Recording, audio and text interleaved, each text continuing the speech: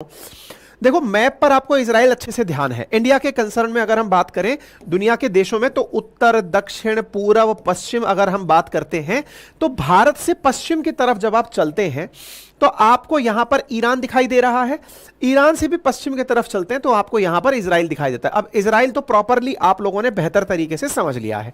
इन दोनों के कोई भी बॉर्डर शेयर नहीं होते हैं। ईरान, इजराइल दोनों अलग अलग, ना हमारे इंडिया के ईरान से होते, ना ईरान के इजराइल से होते, लेकिन ये तीनों आई वाले देश कनेक्टेड जरूर है किसी ना किसी तरीके से। इजराइल और ईरान के बीच में संघर्ष को और बेहतर तरीके से समझें तो आप यहां समझिए कि ये लगभग मुस्लिम वर्ल्ड कंट्री है जो आपको मैप पर इस समय दिखाई दे रही है। इन मुस्लिम वर्ल्ड कंट्रीज में भी कंट्रीज शिया और सुन्नियों में बटी हुई है। जहां ईरान अपने आप को शिया मुसलमानों का मसीहा मानता है, वहीं सऊदी अरब अपने आप को सुन्नियों का हीरो मानता है। शिया सुन्नी का विवाद मैंने कई बार पहले भी डील किया है।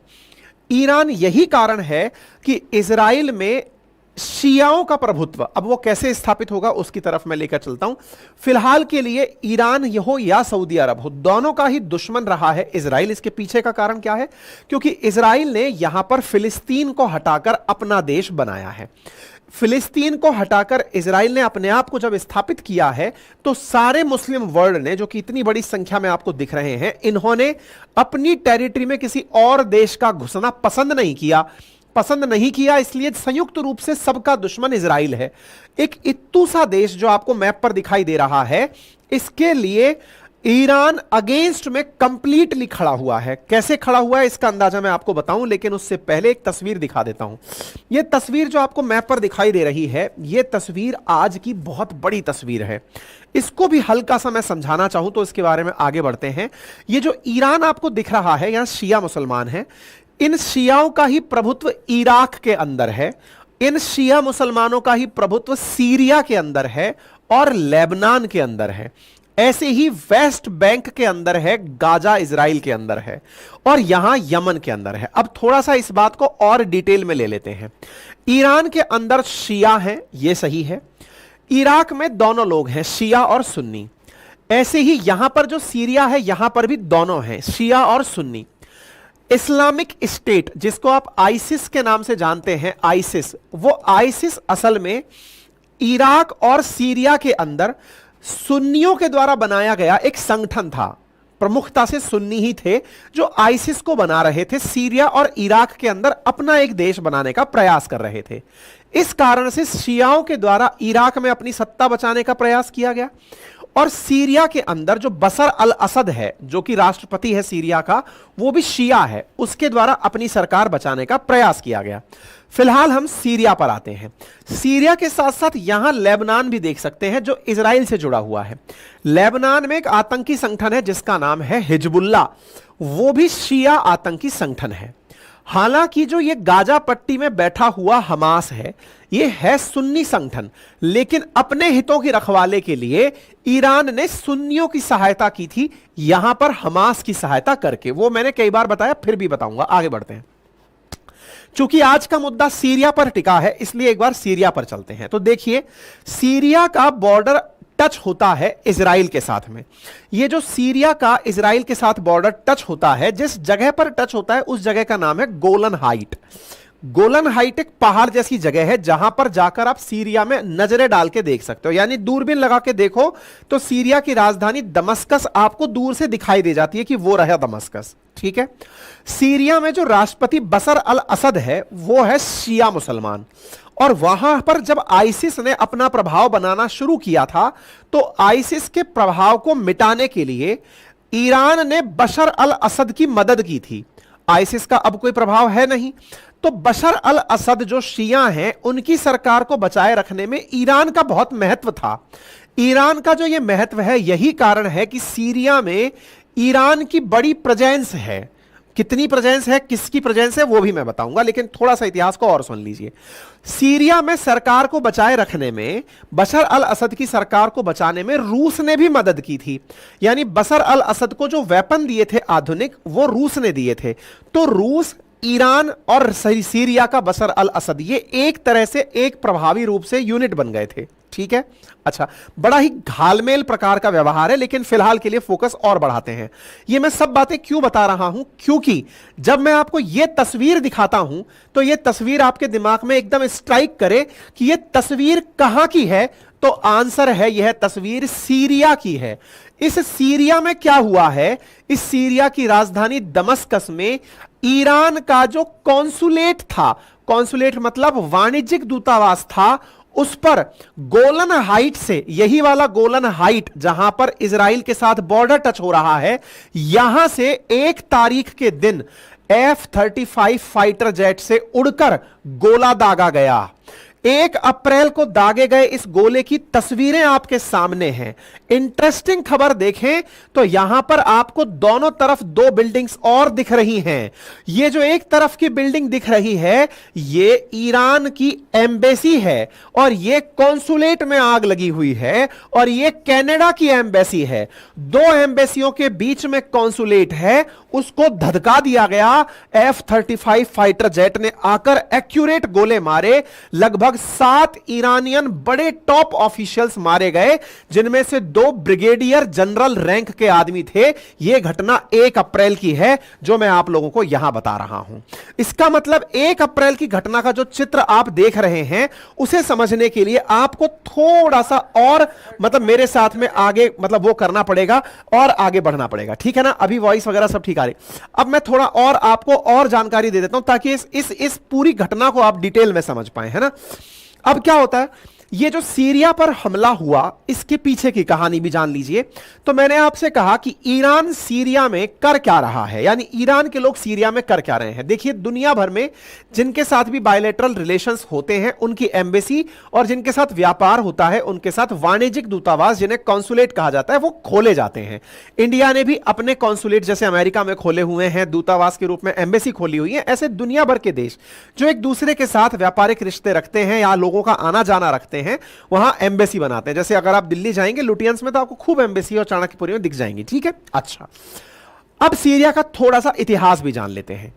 ईरान जो है ना, यहां 1979 से पहले पहले जो यहां पर राजा हुआ करता था, उसके साथ अमेरिका की बहुत तगड़ी बनती थी। कहते हैं कि दुनिया में जो फैशन का सेंस है, जो मतलब एक तरह से समझिए कि जो आधुनिकता है, वो ईरान से सबकी नीचे नीचे ही मानी जाती थी। ईरान इतना मॉडर्न कंट्री 1979 से पहले हुआ करता था। यहां के राजा पूरी तरह से प्रो वेस्ट थे, अमेरिका से पूरी तरह इन्फ्लुएंस्ड थे। अमेरिका से इन्फ्लुएंस्ड थे तो इजराइल से भी इनका बहुत अच्छा रिश्ता चलता था, ठीक है।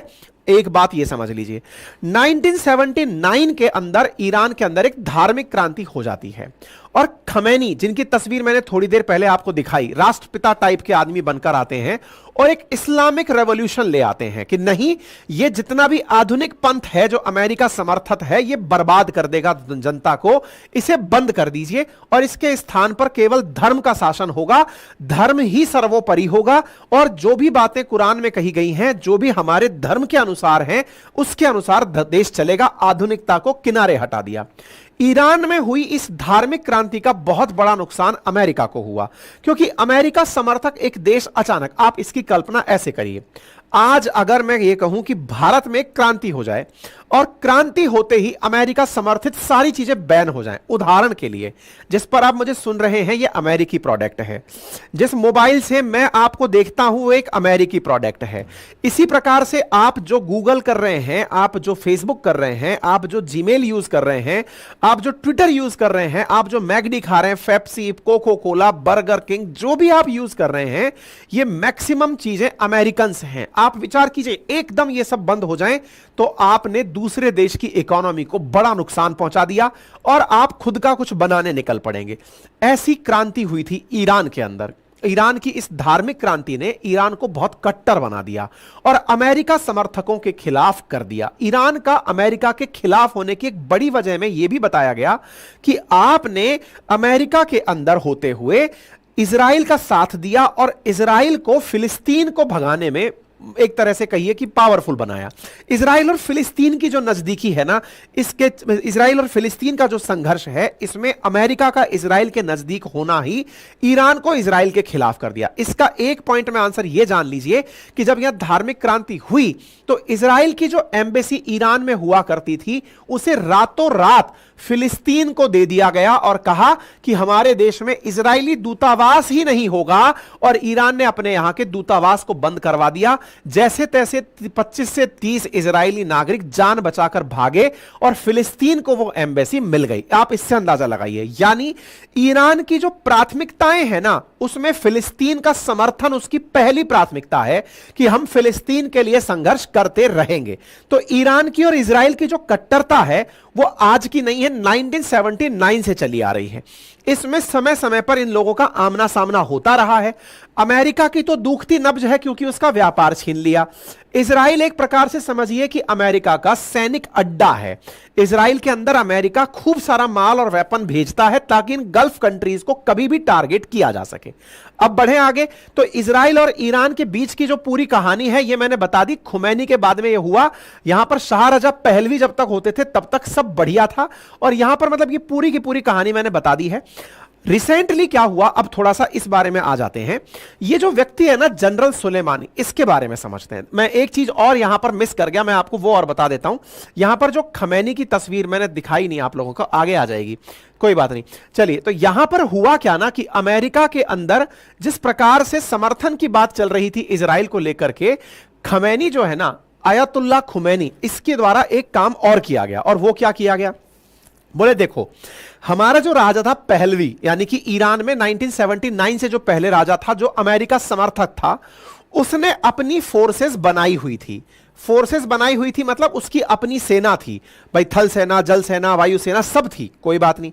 लेकिन जब खमैनी, आयतुल्लाह खमैनी यहां पर मतलब एक धर्म के राजा के रूप में बनकर आए, धार्मिक किंग बनकर आए, तो उन्होंने कहा मैं अपनी पर्सनल सेना बनाऊंगा। जस्ट लाइक रशिया के अंदर जैसे वैगनार फोर्सेस है ना, प्रेगोजिन ने बना रखी थी जो, वैसी ही कुछ यहां पर एक प्राइवेट फोर्स बनाई गई। उसका नाम रखा गया ईरानियन रेवोल्यूशनरी गार्ड्स।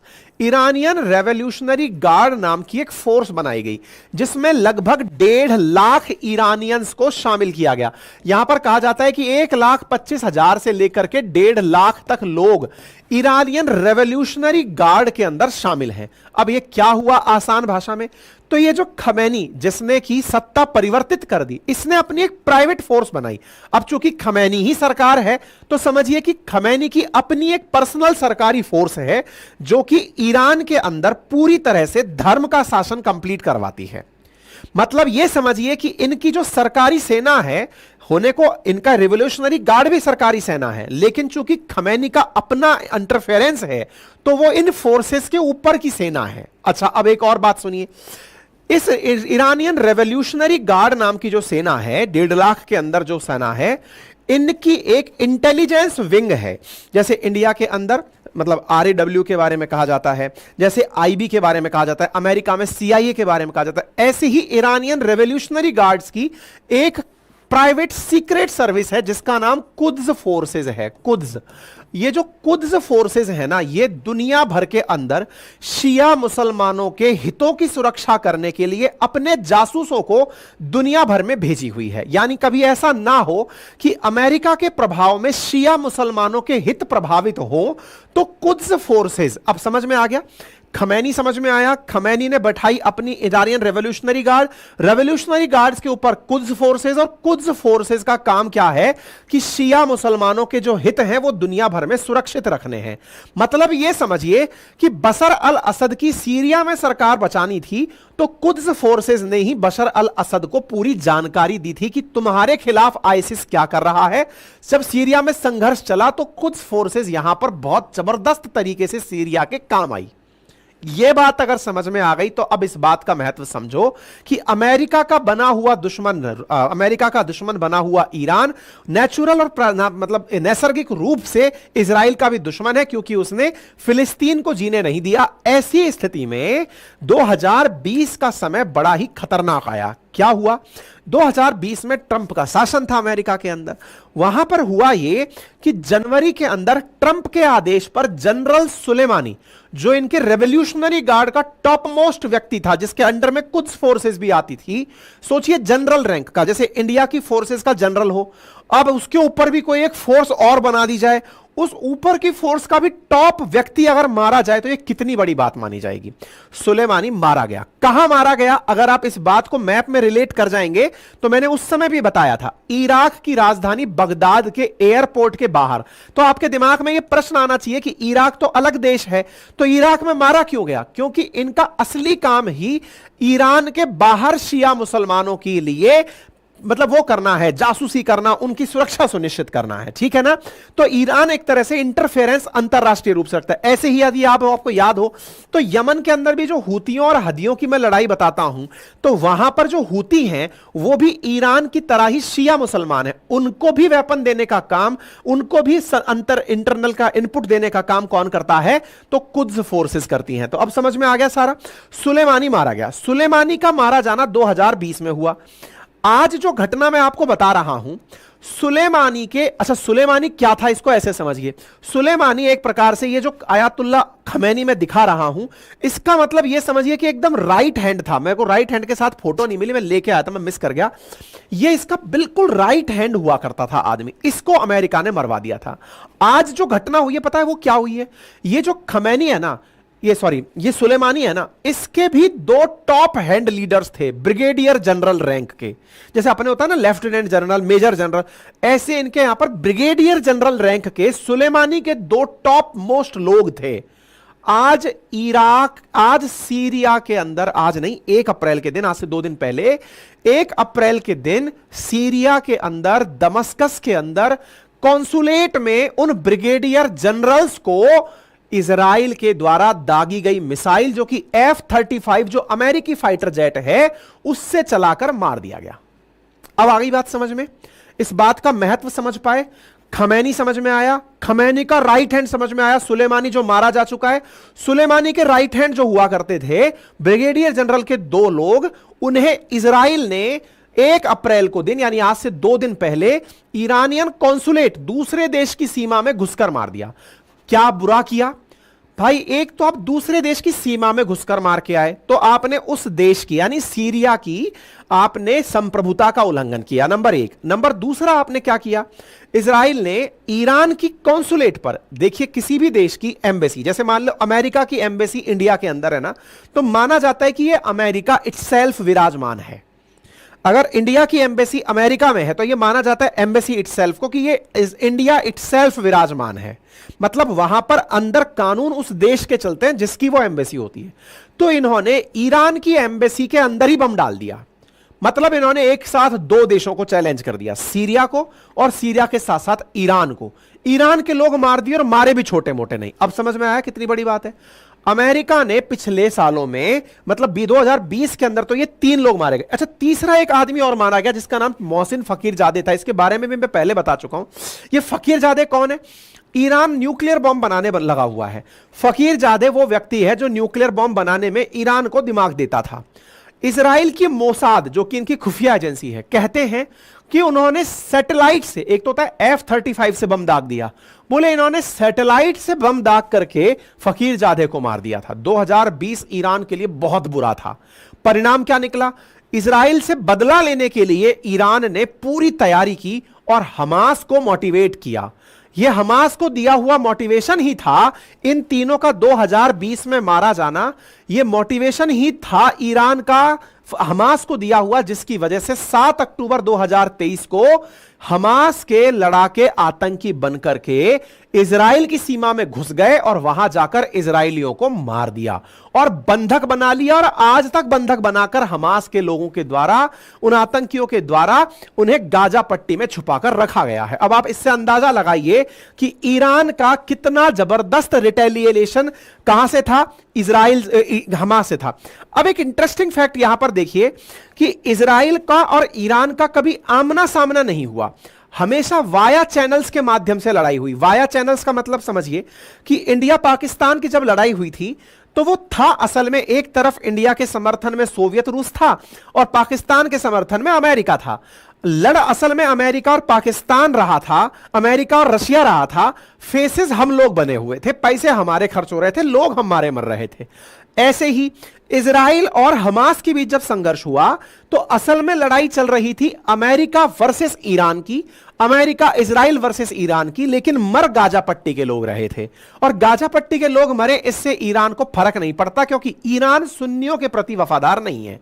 वो शिया मरे तो दुख होता है, तो बोले अच्छा है पैसा लो और मरो, और ईरान ने उनका ऐसे ही उपयोग भी किया था। ठीक है, ये 3 लोग मारे गए थे, इसके चलते मैंने आपको बता दिया था। ये सारी खबरें हमने बहुत अच्छे से कवर की हैं। अब जो खबर बनकर आ रही है, अच्छा इसके बारे में मैंने आपको बताया था, प्रॉपर तरीके से बदला लेंगे, ये हुआ। अब जो खबर आ रही है इसी इजराइल के अंदर, अल जजीरा की खबर, Israel strike on Iran Syria consulate, 7 लोग मारे गए। उसके अंदर जो जनरल रैंक के लोग मारे गए, कमांडर मोहम्मद रजा जहेदी और उसका डेप्यूटी हदी हजरेमी, ये मारा गया। ठीक है, F-35। तो अब आपको इस खबर का महत्व समझ में आया, इसका दम समझ में आया, कितनी गंभीर खबर है ये। 1 अप्रैल को जो घटित हुई है, कितनी गंभीर खबर है। 1 अप्रैल की खबर का देखो, अब तक डायरेक्ट नहीं था, इजराइल ने कभी डायरेक्ट कहकर ईरान पर हमला नहीं किया था, ये पहली बार ईरान पर डायरेक्ट हमला है। ठीक है ना। एक बार कुछ तस्वीरें दिखा रहा हूं, इन्हें देखने का प्रयास कीजिए। ये तस्वीरें देखिए, दमस्कस राजधानी समझ में आ गई, ये सीरिया के साथ समझ में आ गया। अच्छा, ये मैंने आपको मैप पर दिखाने का प्रयास किया। इजराइल के बगल में लगा हुआ सीरिया के अंदर दमस्कस में हुई हमला, यहां थी एम्बेसी। इस एम्बेसी के ऊपर यूट्यूब ने देख लिया तो मार डालेगा, स्ट्राइक मार देगा इस पूरे की पूरे वीडियो के ऊपर। ठीक है, अच्छा ऐसी स्थिति में ये जो आप फोटो देख रहे हैं, बस फोटो देख लीजिए, ये ईरान का, आप यहां पर फोटो लगी देख रहे हैं, किसकी लगी हुई है, अगर दिख रहा हो आपको, कासिम सुलेमानी की फोटो लगी है। उस बिल्डिंग पर हमला किसने किया हुआ है, उस बिल्डिंग पर हमला किया है इजराइल ने 1 अप्रैल को। उस हमले का परिणाम क्या है, दोनों बगल की बिल्डिंग्स को देख लीजिए जरा जूम करके। ये देखिए, फिर से मैं आपको दिखा रहा हूं ये तस्वीर और ये तस्वीर। ये वाली जो बिल्डिंग है ये कनाडा की एम्बेसी है, इस वाली बिल्डिंग पर गोला डाला गया है। ये वाली बिल्डिंग अभी भी ईरान की एम्बेसी है। देखिए, एम्बेसी दूतावास के लिए होती है, कॉन्सुलेट जनरल के लिए होती है, यहां वाणिज्यिक बातें होती हैं, यहां पर अंतरराष्ट्रीय संबंधों की बातें होती हैं। दोनों ही बिल्डिंग ईरान की थी। ये देखिए, ईरान का झंडा लगा हुआ है, दोनों के बीच में कितना प्रिसाइजली गोला मार करके इस बिल्डिंग को उड़ा दिया गया। ईरान चाहता तो इनको भी उड़ा ही देता, क्योंकि उसको तो इसके ऊपर पहले ही वायलेशन करना था। अब आप इसको समझ जाइए, कितनी गंभीर खबर है। आप इसको ऐसे देखिए, ऊपर से एक 3D व्यू और देख लीजिए फिर से। ये ईरान की एम्बेसी, ये यहां पर आपको दिखाई दे रहा है जिसको बॉम्ब मारा गया, कॉन्सुलेट ऑफ ईरान, और ये कैनेडियन एम्बेसी। इंटरेस्टिंग बात सुनिए, आपके दिमाग में एक प्रश्न आएगा कि सर ऐसा कोई हमला हो रहा था जब CIA को यह पता है 48 घंटे पहले कि ईरान बदला लेगा, तो सर CIA को क्या यह नहीं पता चला कि यहां पर इजराइल हमला करने जा रहा है। अमेरिका ने साफ इनकार कर दिया कि मैंने इन लोगों के बारे में कोई भी जानकारी प्राप्त ही नहीं करी। किससे जानकारी प्राप्त नहीं करी, बोले इजराइल ने हमें बताया ही नहीं था कि वो इन लोगों को मारने जा रहा है, बिना बताए मार दिया। ये देख लीजिए, खमैनी के साथ में सुलेमानी, और सुलेमानी के ये दोनों राइट हैंड मारे जा चुके हैं। एक एक करके जो टॉप लीडरशिप है उन्हें मारा जा रहा है। ये सारा इतिहास मैं आपको बता चुका हूं जो मैंने अभी बताया। ये बिल्डिंग की, इसी बिल्डिंग के अंदर मारे गए। कुल मिलाकर के ये 7 लोग मारे गए हैं। इन 7 लोगों के बारे में सीरिया के अंदर, लेबनान के अंदर, जहां जहां ईरानियन कॉन्सुलेट है वहां पर प्रार्थना सभाएं हुई हैं। इनके प्रति लोगों ने श्रद्धांजलि अर्पित की है, ईरान वालों ने, और यह कहा गया है कि हम अपना पूरा बदला लेंगे।